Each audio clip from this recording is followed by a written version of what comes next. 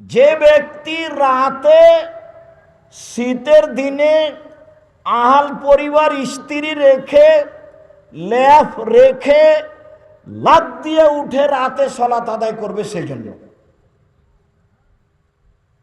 সালাত আদায় শুরু করে, তখন আল্লাহ বলেন, দেখছো জিবরাইল মিকাইল ফেরেশতা, দেখছো এই যে আমার বান্দা কিভাবে ভালো বিছনা ছেড়ে আহাল পরিবার স্ত্রী রেখে সালাতে দাঁড়িয়ে আমাকে ডাকে, যা চাই তাই দিলাম, যা চাই তাই দিলাম। চলেন এবার যা চাই তাই পাওয়া যায়। আবু হুরায়রা রাদিয়াল্লাহু তাআলা আনহু বলেন, রাসূল সাল্লাল্লাহু আলাইহি ওয়াসাল্লাম বলেছেন, ইয়ানজিলু রাব্বুনা তাআলা ইলা সামাই দুনিয়া হিনা ইয়াবকা সুলুসুল লাইলিল আখিরা।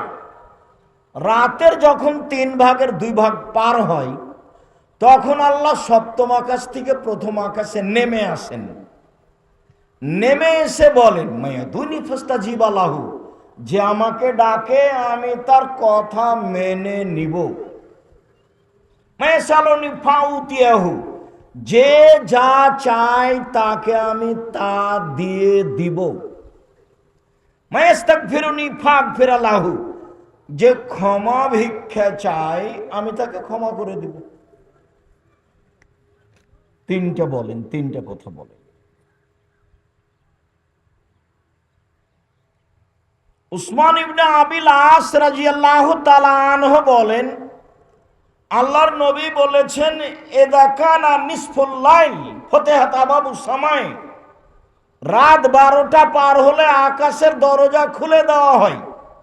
ইউনাদি মুনাদিন মিনাস সামাই, আকাশ থেকে চিৎকার করে বলেন, আল্লাহ তাআলা বলেন, হালমিন দাইন ইস্তাজাবা লাহু, কেউ আমাকে ডাকে কি, আমি তার ডাকে সাড়া দিব। হালমিন সাইলিন ইউতা, কেউ কিছু চায় কি, তাকে তাই দিয়ে দিব। হালমিন মাকরুবিন ইফরাজু আনহু, কেউ বিপদগ্রস্ত আছে কি, আমাকে বললেই তাকে বিপদ থেকে উদ্ধার করে দিব। মনে থাকবে না নাকি? যদি নাই থাকে শেষ পর্যন্ত, তো বের হওয়ার সময় একটা বই পাওয়া যাবে, উপদেশ। সেই বই একটা আলোচনা আছে নফল সালাত, তখন এই হাদিসগুলি আসবে। জাতির সামনে যা মুখে বলেছি তা মিডিয়ায় রেখেছি আর কলমে রেখেছি, জাতিকে ফাঁকি দিইনি কোনোদিন। নিজে কর্ম করে সফলতা অর্জন করতে পারবো কি না তা বুঝে আসে না।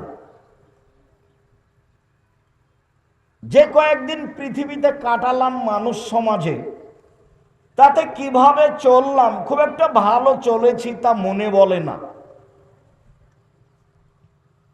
তারপরেও মনে হচ্ছে দুইটাই যদি সমান সমান হয়, ভালো আর মন্দ মিলে, তারপরে আপনারা যে কথা মেনে চলছেন এখান থেকে যদি কিছু পাই, ওইটা দিয়ে পার হব আশা করছি ইনশাআল্লাহ। নিজে কিছু করলাম এমনটা খুব একটা মনে বলে না।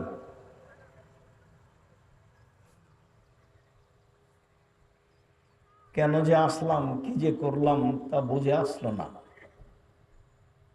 আসার যাওয়া সমান সমান মনে হয়, তবে বেশি হয়ে গেলে বিপদগ্রস্ত হব, ক্ষতি যদি বেশি হয়ে যায়। অন্য কিছুতে খুব একটা শান্তি পায় না, যে কি করলাম আর কি বললাম এতে খুব একটা তৃপ্তি পায় না। তবে 90 সাল থেকে এখন পর্যন্ত আমি জাতিকে কোনোদিন ধর্মের নামে ফাঁকি দিইনি, এইটা আমার একটা সাহস কাজ করে, আমার এইটাই সাহস।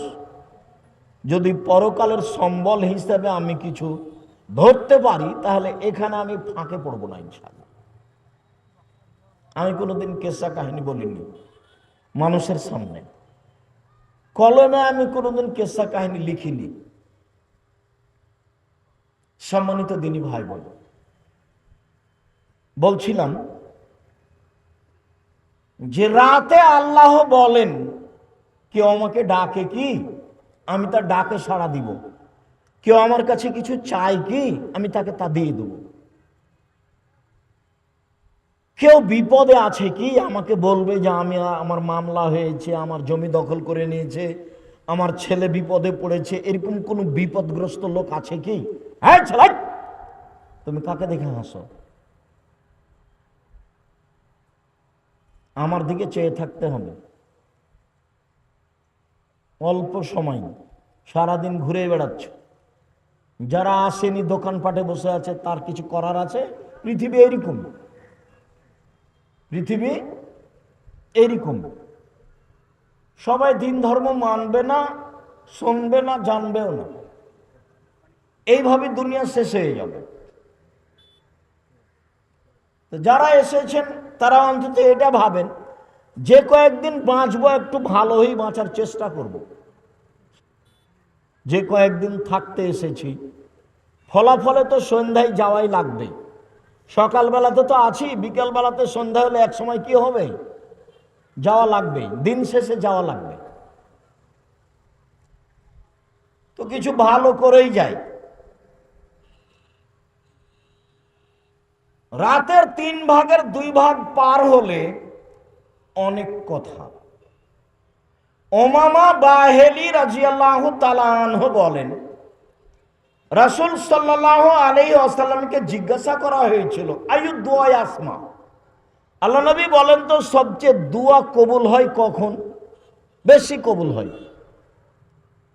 তখন আল্লাহ রাসূল বললেন যে জফলাইল আখির, রাতের পেটে 3 ভাগের 2 ভাগ পার হওয়ার পরে মানুষ যেটা বলে সেটা আল্লাহ মেনে নেন। আমর ইবনে আবাসা রাদিয়াল্লাহু তাআলা আনহু বলেন, আকরাবুর রাব্ব মিনাল আবদি ফি সুলুসিল লাইলিল আখির, আল্লাহ বান্দার সবচেয়ে নিকটে হন রাতের 3 ভাগের 2 ভাগ পার হলে। আল্লাহ সবচেয়ে মানুষের নিকটে হন রাতের 3 ভাগের 2 ভাগ পার হলে। তারপরে বলছেন,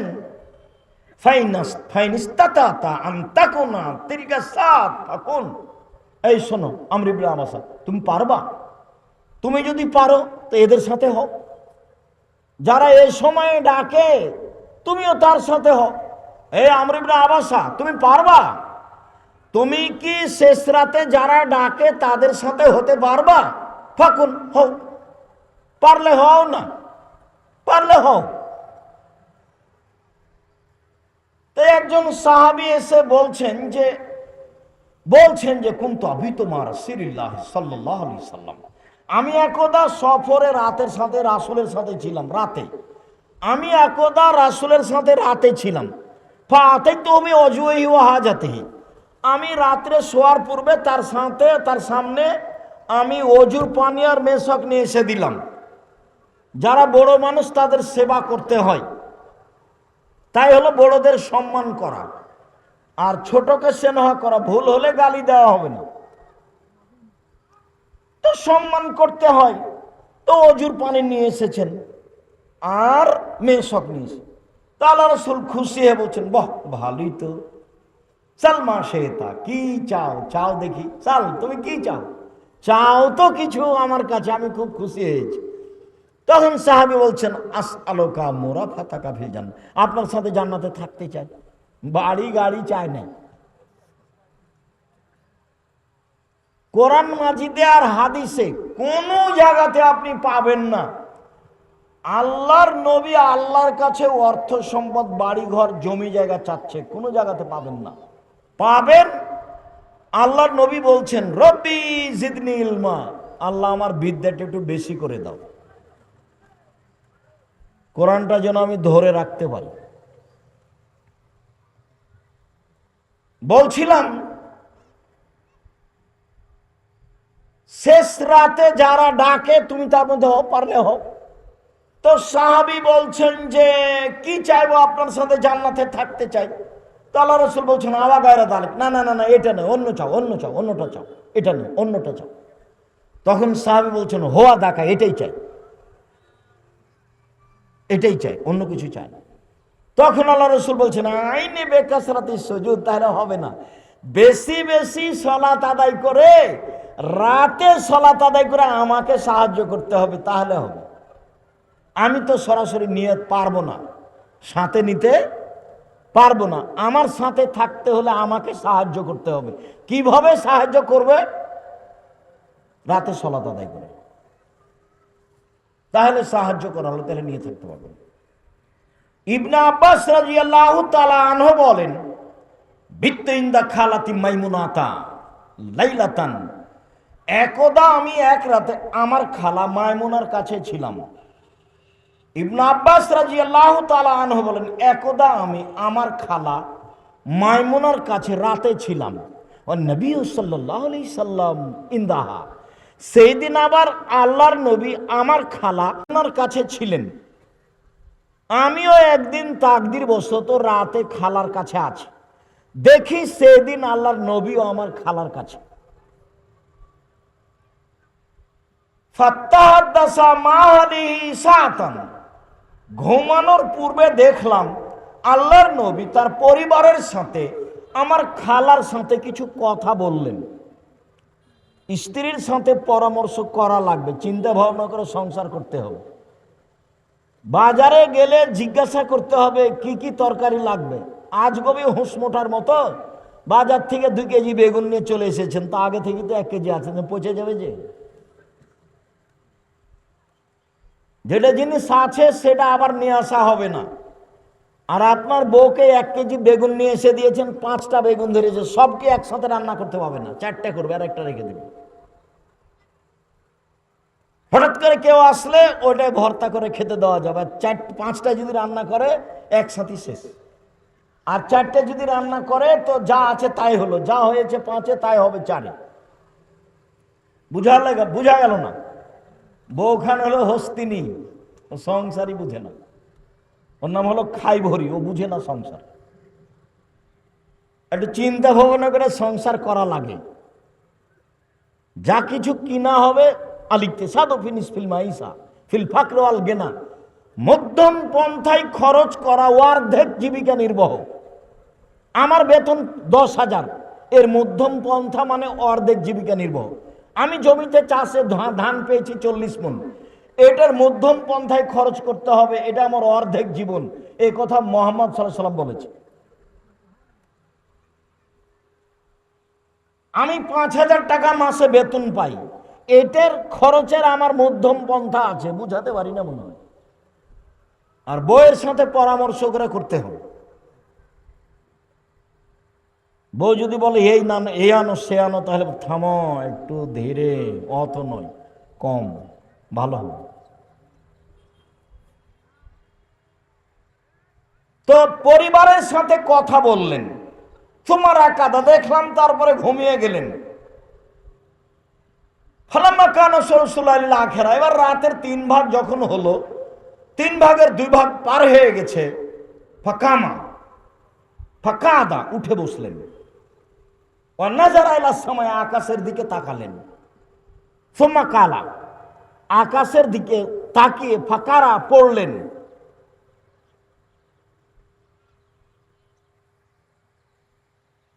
বলেন, আকাশের দিকে তাকিয়ে পড়লেন।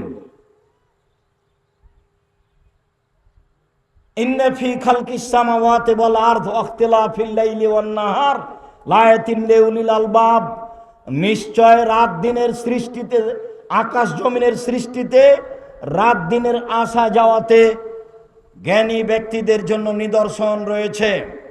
আল্লাযীনা ইয়াতাফাক্কারুনা, যারা এগুলি নিয়ে চিন্তা ভাবনা করে, ফলাফলে বলে রব্বানা মা খালাকতা হাযা বাতিলান সুবহানাকা ফাকিনা আযাবান নার, তোমার পবিত্রতা বর্ণনা করছে, আমার প্রতিপালক, তুমি আমাদেরকে জাহান্নাম থেকে বাঁচাও। রব্বানা ইন্নাকা মান তুদখিলিন নারা ফাকাদ আখযাইতাহুম লিয-যালিমিনা মিন আনসার, হে আমাদের প্রতিপালক, তুমি যাকে জাহান্নামে দিয়েছো তাকে অপমান করেছে, তার কোনো সহযোগী নেই।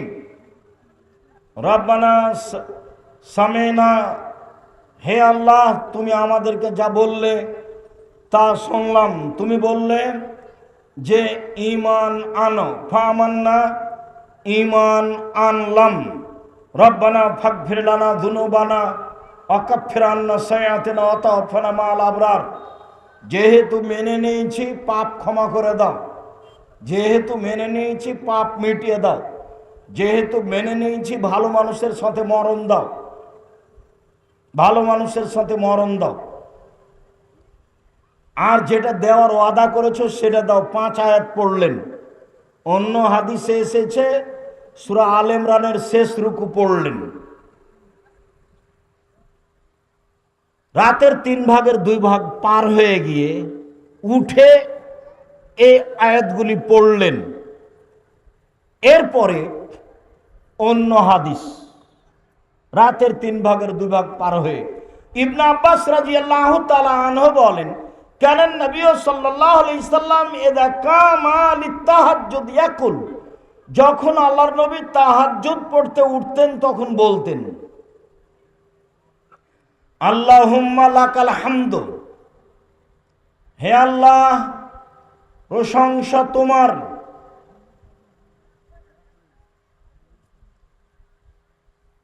কাইয়ুমুস সামাওয়াতি ওয়াল আরদ ওয়া মান ফিহিন্না, আসমান জমিনে যা কিছু আছে, আসমান জমিন সহ সব কিছুর প্রতিষ্ঠাতা তুমি।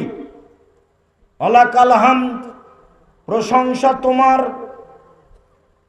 আনতা নূরুস সামাওয়াতি ওয়াল আরদ ওয়া মান ফিহিন্না, আসমান জমিন এবং এর মধ্যে যা কিছু আছে তার আলো তুমি। ওয়ালাকাল হামদ, প্রশংসা তোমার, আনতা মালিকুস সামাওয়াতি ওয়াল আরদ ওয়া মান ফিহিন্না, তুমি আসমান জমিনের মালিক, এর মধ্যে যা কিছু আছে সব কিছুর মালিক। ওয়ালাকাল হামদ, প্রশংসা তোমার, ওয়াদাকাল হাক্ক, তোমার ওয়াদা সত্য, ওয়ালিকাউকা হাক্কুন, তোমার সাক্ষাৎ সত্য, ওয়াকাউলুকা হাক্কুন, তোমার আদেশ সত্য, অল জান্নাত হাক্কুন, জান্নাত সত্য, অন্নার হাক্কুন, জাহান্নাম সত্য, অন্নাবিউনা হাক্কুন, নবীগণ সত্য, ও মুহাম্মাদুন হাক্কুন, মুহাম্মদ সত্য, অসাত হাক্কুন, কিয়ামত সত্য। আল্লাহুম্মা লাকা আসলামতু ইলাইকা, হে আল্লাহ তোমার নিকট আমি নিজেকে সমর্পণ করলাম। অবেকা আমান্ত, আমি তোমাকে মেনে নিলাম। ওয়াইলাইকা আনাবতু, আমি তোমার নিকটে অভিমুখী হলাম। ওয়ালাইকা তাওয়াক্কালতু, আমি তোমার উপরে ভরসা রাখি। অবেকা খাসান্ত, কথাবার্তা বাক বিতণ্ড সব তোমার কাছে। ওয়াইলাইকা হাকামত, বিচারাদি তোমার কাছে। আল্লাহুম্মা গফিরলি মা কাদ্দামত ওমা আখারত ওমা আসরারত ওমা আলান্ত, যা আগে করেছি ক্ষমা করে দাও, যা পরে করেছি ক্ষমা করে দাও, যা প্রকাশ্যে করেছি ক্ষমা করে দাও, যা গোপনে করেছি ক্ষমা করে দাও। ওমান তাআলামু বিহি মিন্নি, আমি জানি না যা তুমি জানো, সব ক্ষমা করে দাও। আনতাল মুকাদ্দিমু আনতাল মুআখির, তুমি আগে থেকে আছো, চিরদিন থাকবে, তুমি ছাড়া সত্যিকার কোনো মাবুদ নাই। এই লম্বা দোয়া আল্লাহ রাসূল ঘুম থেকে উঠে পড়তেন। মুখস্থ করতেই হবে। সলাতের উপরে যে বইটা পাবেন যাওয়ার সময় তার তাতি দেওয়া আছে। এই ছেলে বসো, সারাদিন তো দোকানপাটে ঘুরেই বেড়ালাম, এখন আমাকে কি দেখাতে চাচ্ছ? তো কয়েক মিনিট আছে।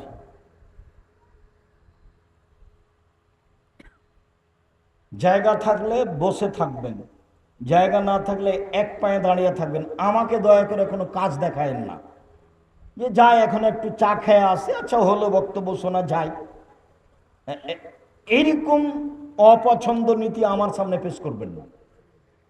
আপনার এই কর্ম আমি ঘৃণা করি, আপনাকে এটা ভালো মনে রাখতে হবে।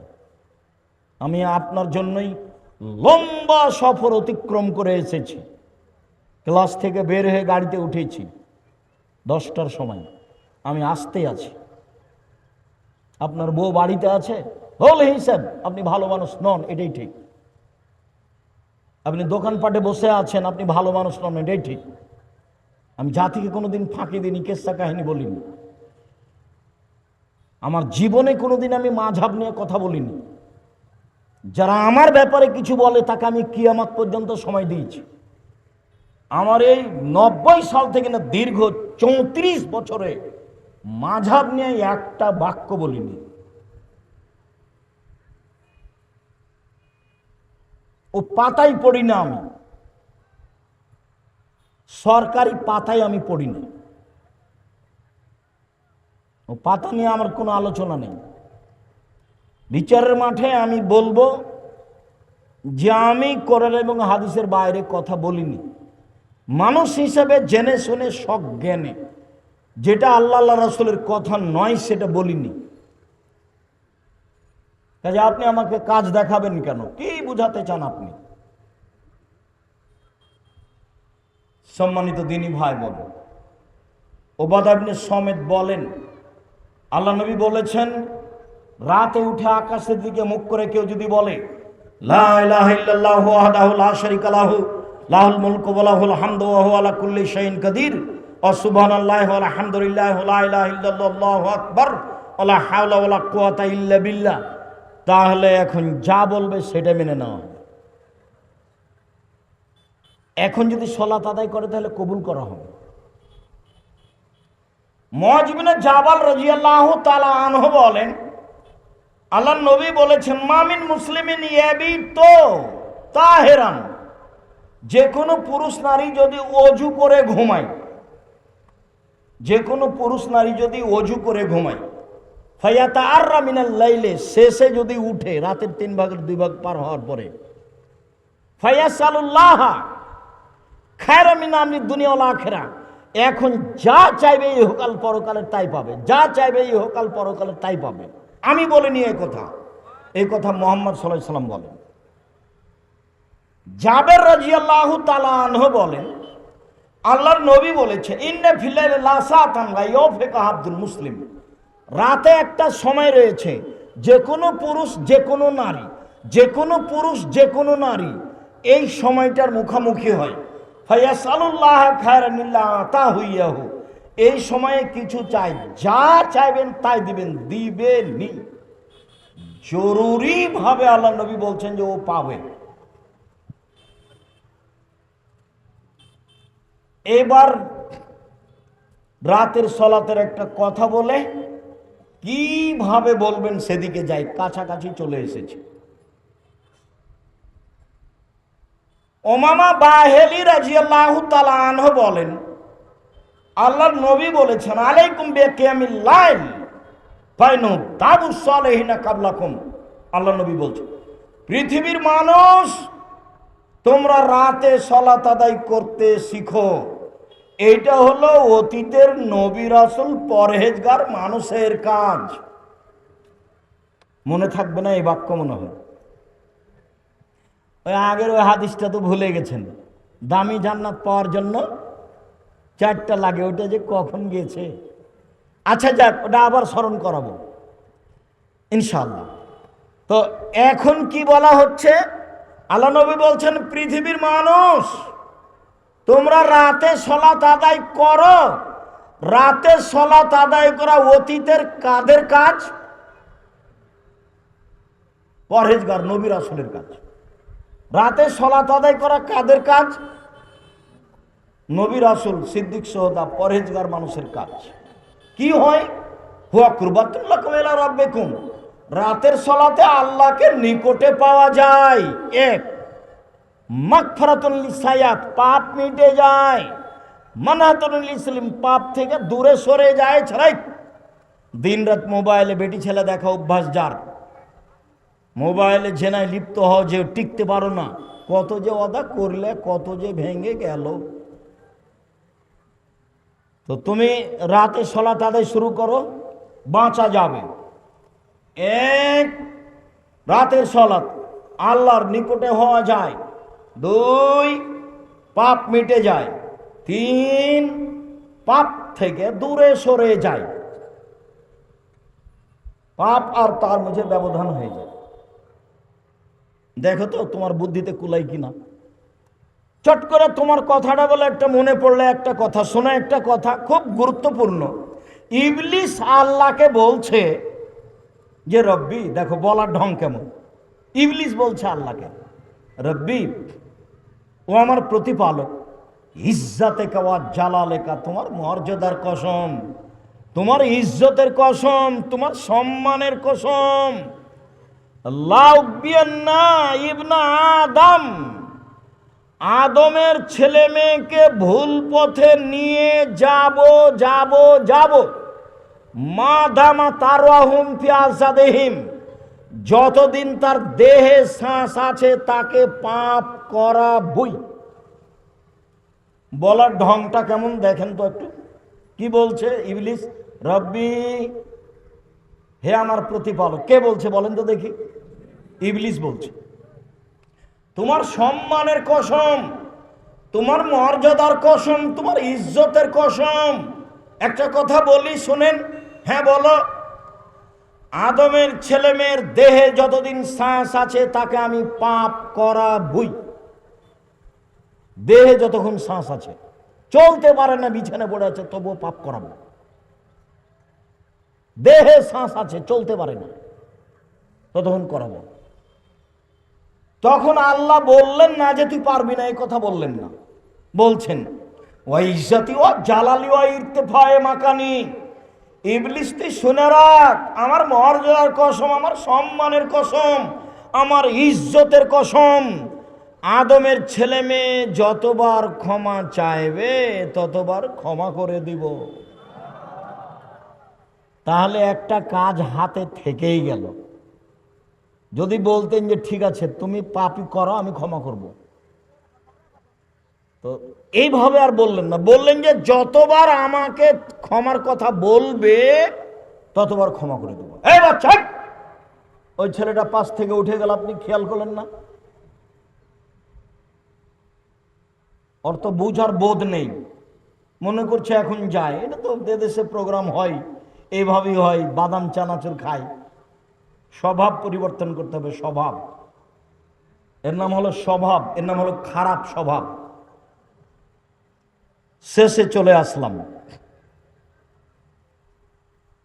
এই বাচ্চাই, আল্লাহ নবী বলছেন যে শোনো, দাওয়াত দিন নুনে এজা দা রব্বাহু ওয়া ফি বাতনিল হুতে, মাছওয়ালার দোয়া যখন মাছওয়ালা মাছের পেটে বললেন, মাছওয়ালার দোয়া যখন মাছওয়ালা মাছের পেটে বললেন, বলেন তো কে?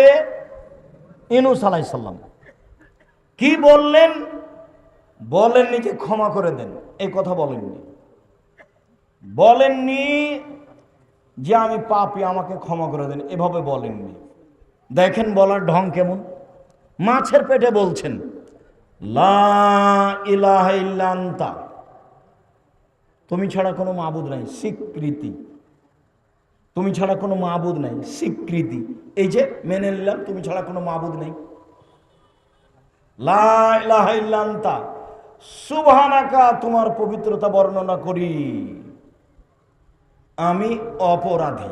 বাস এইটুকু।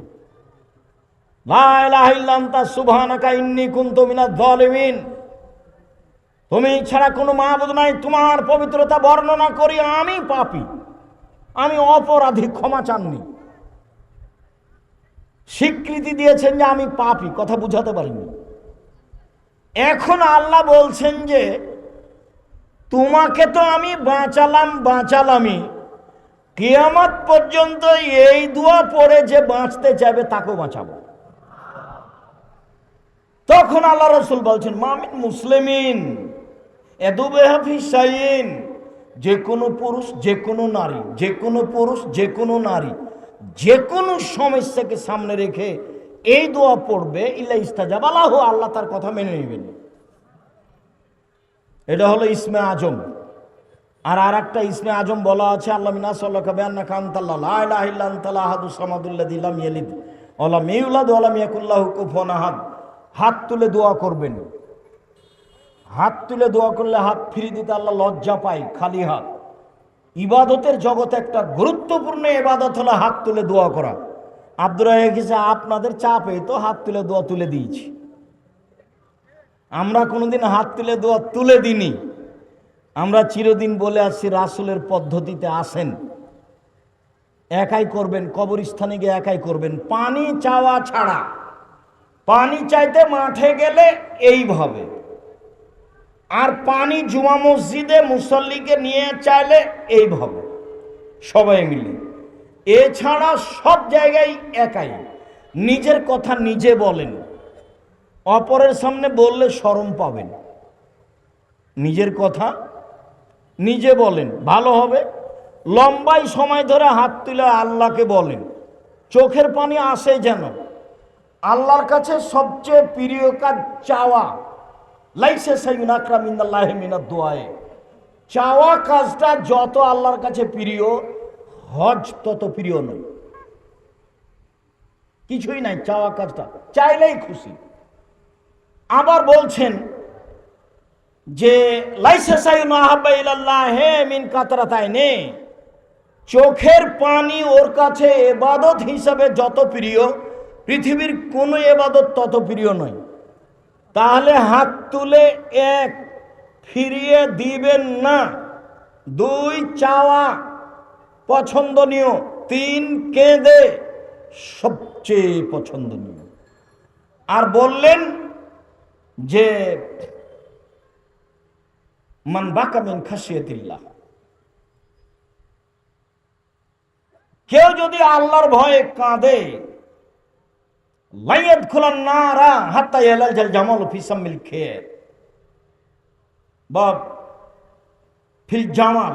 গাভীর বাঁট থেকে, বান থেকে দুধ চাপ দিয়ে বের করে ভিতরে ঢোকানো যায় না, যেমন আল্লাহর ভয়ে কাঁদে যে সে জাহান্নামে যাবে না, তেমন। আল্লাহ ইয়ালাজাল জামালু ফি সামিল খের।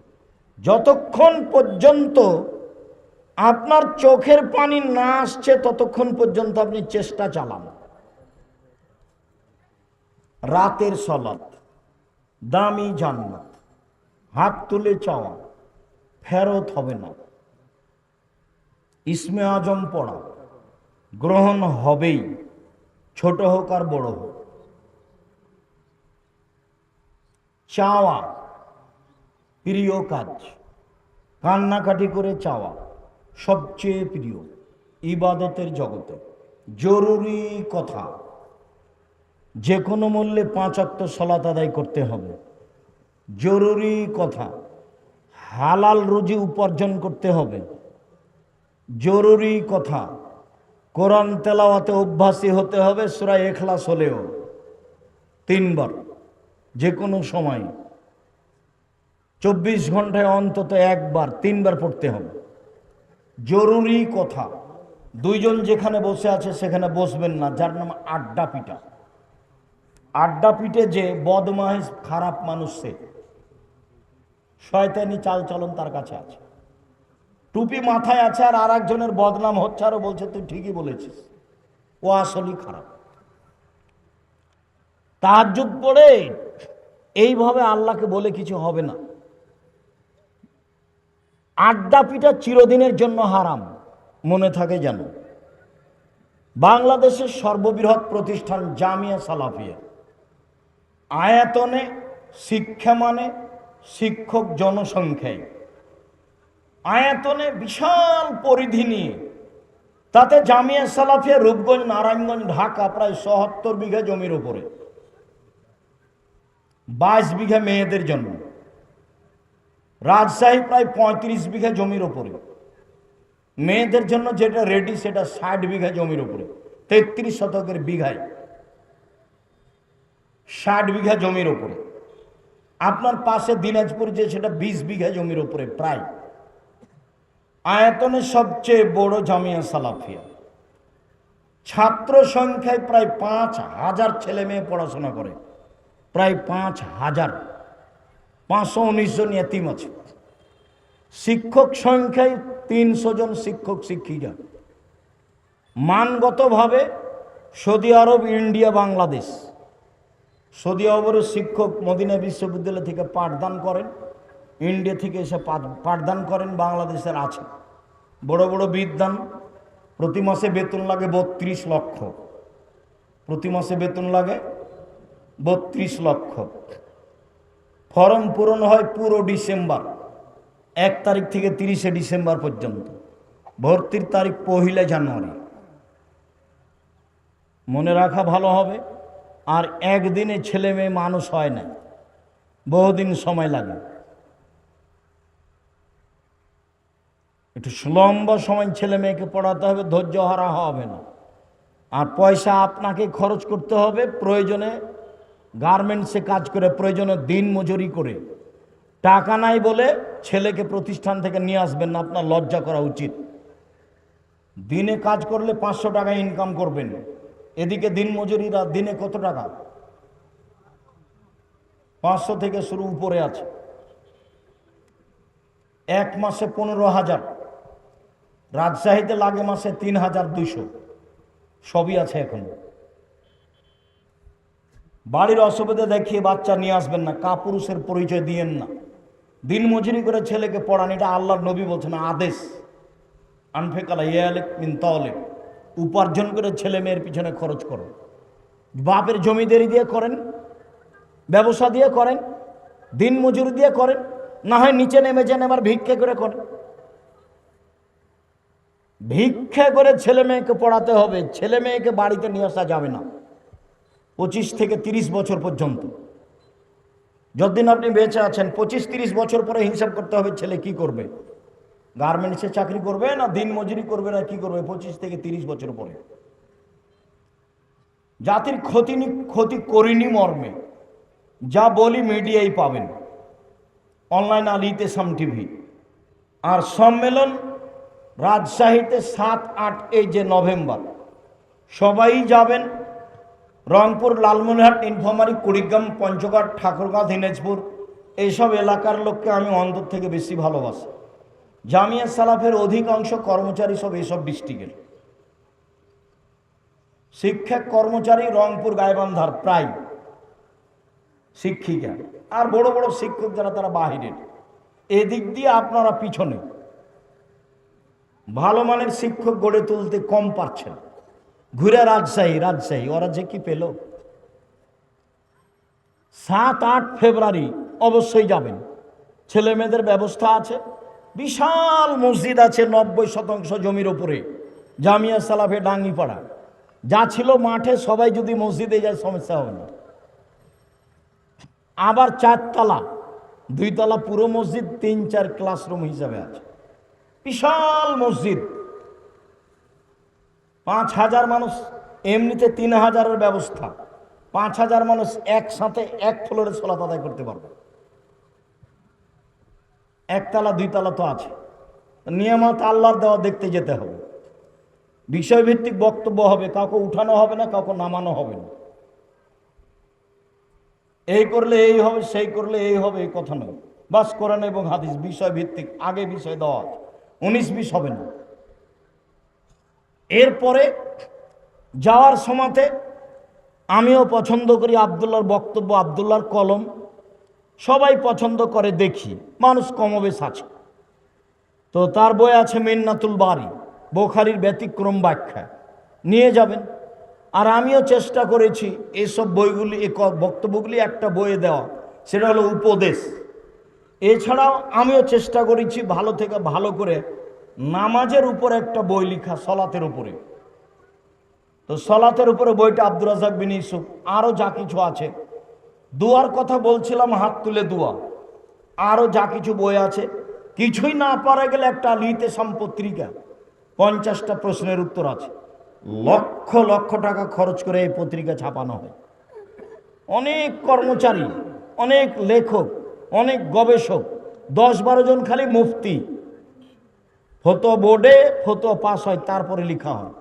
ভিন্ন ধরনের পত্রিকা বাংলা ভাষায়, আল ইতেসাম পত্রিকা। বোর্ডে ফতোয়া পাস হয় তারপরে।